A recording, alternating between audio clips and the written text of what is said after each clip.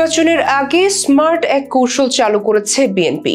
বড় পরিবর্তন এসেছে দলটির ওয়েবসাইটেও। দেশজুড়ে ছড়িয়ে থাকা লাখো নেতাকর্মীকে পুনরায় ঐক্যবদ্ধ করতে মরিয়া হয়ে উঠেছে দলটি। পাশাপাশি ভোটের মাঠে এগিয়ে যেতে তারুণ্যকে প্রাধান্য দিচ্ছে তারেক রহমানের নির্দেশনায়। শুধু তাই নয়, এখন থেকে বিএনপির ওয়েবসাইটে চালু করা হয়েছে অনুদান নেওয়ার সিস্টেমও।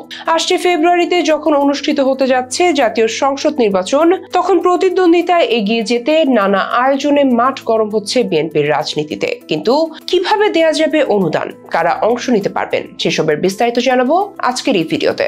একদিকে যখন ঘনিয়ে আসছে জাতীয় সংসদ নির্বাচন, তখন নতুন এক মেরুকরণের দিকে হাঁটছে বাংলাদেশ জাতীয়তাবাদী দল বিএনপি। বিশেষ করে রাজনীতির মাঠে জামায়াতে ইসলামের মতো দল যখন মিত্র থেকে শত্রু হয়ে উঠেছে, তখন ভোটের রাজনীতিতে চলছে নানা হিসেব নিকেশ। পাশাপাশি নিজেদের দলের নেতা কর্মীদের ঐক্যবদ্ধ করে গড়ে তোলারও ইঙ্গিত দিচ্ছে দলটি। তবে দলের অর্থনৈতিক কাঠামোকে শক্তিশালী করে গড়ে তুলতে সবচেয়ে কৌশলী এক পন্থা অবলম্বন করতে শুরু করেছে তারা। একদিকে দল থেকে বহিষ্কার হওয়া পুরনো হেভিওয়েট নেতাদের পুনরায় দলে ফেরানো সহ তরুণ সমাজকে কেন্দ্র করে নানা আয়োজন দেখা যাচ্ছে দলের অভ্যন্তরে। এছাড়াও চালু করা হয়েছে নতুন এক ওয়েবসাইট, যেখানে বাংলাদেশ জাতীয়তাবাদী দল বিএনপিকে দেয়া যাবে বিভিন্ন অঙ্কের অনুদান সহযোগিতা। যেখানে পাওয়া যাবে দলের ইতিহাস, ভিশন, মিশন এবং অঙ্গ ও সহযোগী সংগঠনের নানা তথ্য, যা নতুনভাবে আপডেট করে উপস্থাপন করা হয়েছে সর্বসাধারণের জন্য। তাই বলা হচ্ছে, নতুন এই ওয়েবসাইটের মাধ্যমে নেতাকর্মী ও শুভাকাঙ্ক্ষীরা অনলাইনে অনুদান ও চাঁদা প্রদান করতে পারবে। এদিকে ওয়েবসাইট চালুর পর থেকে সামাজিক যোগাযোগ মাধ্যমে তাদের উচ্ছ্বাস প্রকাশ করেছে দলটির নেতাকর্মীরা। বিশেষ করে অনলাইনে অনুদান প্রদানের ব্যবস্থাটি সকলের দৃষ্টি আকর্ষণ করেছে।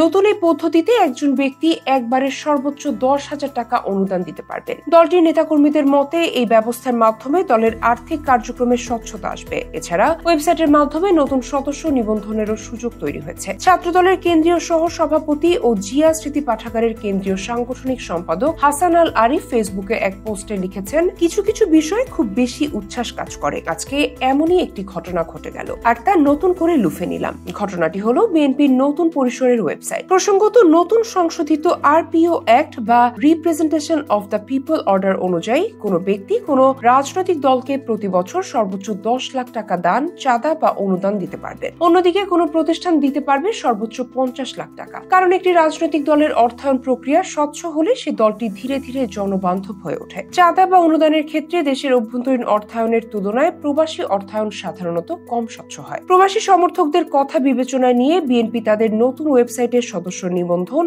ও নবায়ন প্রক্রিয়া ডিজিটালাইজড করার পাশাপাশি চালু করেছে ডিজিটাল পেমেন্ট গেটওয়ে। এ প্রসঙ্গে ছাত্রদলের কেন্দ্রীয় সহ সভাপতি হাসান আল আরিফের দাবি, উদ্দেশ্য প্রণোদিত, সন্দেহজনক বা অবৈধ অর্থায়ন রোধে ডোনেশনের ক্ষেত্রে কিছু সীমারেখা নির্ধারণ করা হয়েছে। সদস্য নবায়নের ক্ষেত্রে $10 বেশি এবং ডোনেশনের ক্ষেত্রে $100 বেশি কেউ পেমেন্ট করতে পারবে না। এমন স্বচ্ছ ও সুন্দর পদক্ষেপের জন্য তিনি বিএনপির ভারপ্রাপ্ত চেয়ারম্যান তারেক রহমানকে ধন্যবাদ জানান। আর বিএনপির এমন স্মার্ট মুভ যেন নতুন করে আশার আলো দেখাচ্ছে দলটির লাখো নেতাকর্মীদের।